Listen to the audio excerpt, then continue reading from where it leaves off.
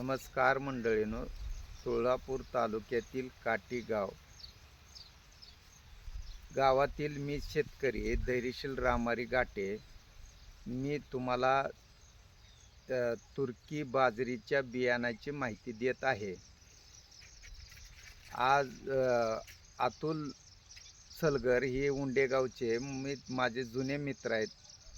त्यांच्याकडे सारखं माझं येणं जाणं असल्यामुळं मला त्यांनी एक प्लॉट केलेला होता हे तुर्की बाजरीचा बियाणाचा.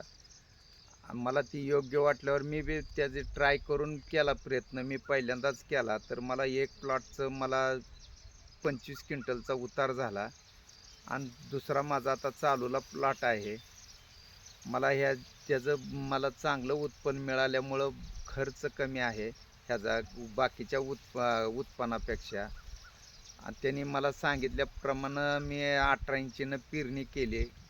त्यांनी सांगितलं फुटावर एक बी राहावं, त्या पद्धतीनं पेरणी केली आणि एक वळ मोडून टाकली आहे.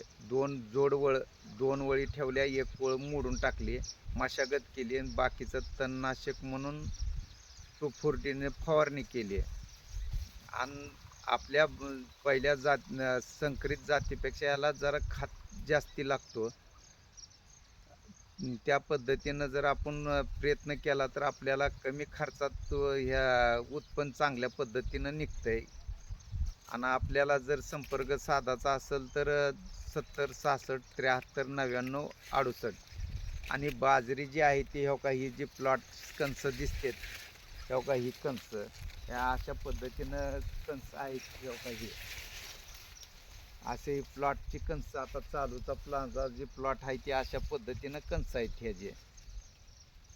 आणि चांगल्या पद्धतीनं कणस भरलेत शेंडापर्यंत.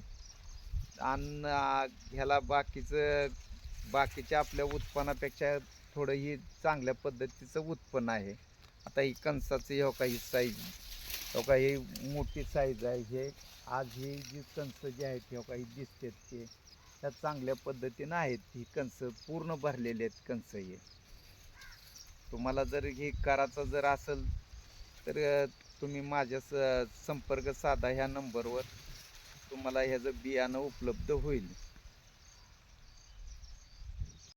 पहा मंडळींनो, तुर्की बाजरी बियाण्याचा प्लॉट माझा अशा पद्धतीनं आहे आणि चांगलं उत्पन्न भरघोस आलेलं आहे. एक हो का, ही प्लॉट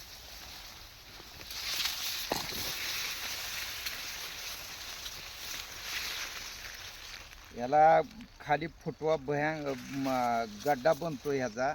आणि ह्या गड्ड्यामुळे ह्याला कणसाचं एक ह्याला 10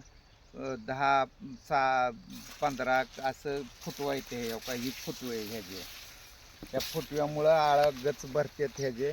त्याच्यामुळं उत्पन्नाला आपल्याला ॲव्हरेज चांगल्या पद्धतीनं मिळते. अशा पद्धतीनं माझा प्लॉट आहे.